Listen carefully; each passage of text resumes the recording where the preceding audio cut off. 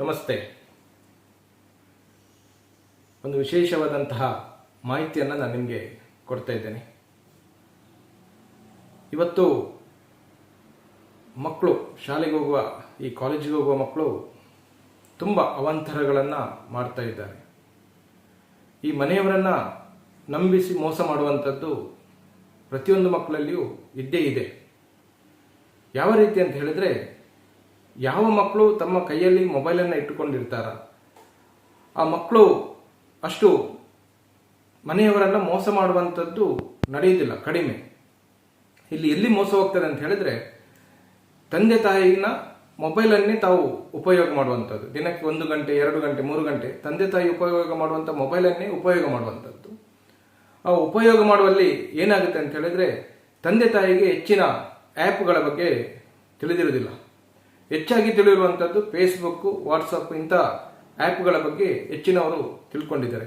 ಈ ಮಕ್ಕಳು ಏನು ಮಾಡ್ತಾರೆ ಅಂತ ಹೇಳಿದ್ರೆ, ಮೊಬೈಲಲ್ಲಿ ಫೋಟೋ ಫಿಲ್ಟರ್ ಬರುತ್ತೆ, ಫೋಟೋ ಕ್ಲೀನ್ ಆಗಿ ಬರುತ್ತೆ ಅಂತೇಳಿ ಒಂದು ಸ್ನ್ಯಾಪ್ ಆ್ಯಪ್ ಅಂತ ಇದೆ.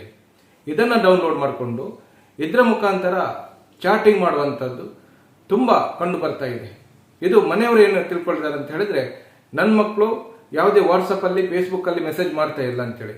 ಆದರೆ ಮಕ್ಕಳು ಏನು ಮಾಡ್ತಾರೆ ಅಂತ ಹೇಳಿದ್ರೆ, ಈಗ ಯಾವುದು ಮಕ್ಕಳೊಂದು 8th 9th 10th ಆಗಿರ್ಬೋದು, ಈ ಒಂದು ತರಗತಿಯಲ್ಲಿ ಕಲಿಯುವಂಥ ಮಕ್ಕಳು ತಂದೆ ತಾಯಿಯನ್ನ ಮೋಸ ಮಾಡಲಿಕ್ಕಾಗಿ ನಾವು ಫೋಟೋ ತೆಗಿಲಿಕ್ಕೆ ಅದನ್ನು ಆ್ಯಪನ್ನು ಡೌನ್ಲೋಡ್ ಮಾಡಿದ್ದೇವೆ ಅಂತ ಹೇಳಿ ತಂದೆ ತಾಯಿಯನ್ನೇ ಮೋಸ ಮಾಡಿ ಚಾಟಿಂಗ್ ಮಾಡುವಂಥದ್ದು ತುಂಬ ನಡೀತಿದೆ.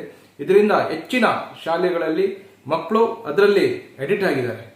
ಇದನ್ನು ತಡಿಲಿಕ್ಕಾಗಿ ನಿಮ್ಮ ಮೊಬೈಲಲ್ಲಿ ಯಾವುದೇ ರೀತಿಯ ಸ್ನ್ಯಾಪ್ ಆ್ಯಪ್ ಆಗಿರ್ಬೋದು ಅಥವಾ ಇನ್ನಿತರ ಯಾವುದು ನಿಮಗೆ ತಿಳಿಯದಂಥ ಯಾವುದು ಆ್ಯಪ್ಗಳನ್ನಿದ್ರೆ ಅದನ್ನು ತಕ್ಷಣಕ್ಕೆ ಅನ್ಇನ್ಸ್ಟಾಲ್ ಮಾಡಿ.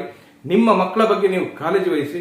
ಮಕ್ಕಳು ತುಂಬ ದಾರಿ ತಪ್ತಾ ಇದ್ದಾರೆ. ಇದಕ್ಕಾಗಿ ತಂದೆ ತಾಯಿ ಮತ್ತಷ್ಟು ಮಕ್ಕಳ ಬಗ್ಗೆ ಎಚ್ಚರಿಕೆಯನ್ನು ವಹಿಸಬೇಕೆಂಬುದಾಗಿ ಈ ಒಂದು ಮಾಹಿತಿಯನ್ನು ನಾನು ನಿಮಗೆ ಕೊಡ್ತಾ ಇದ್ದೇನೆ.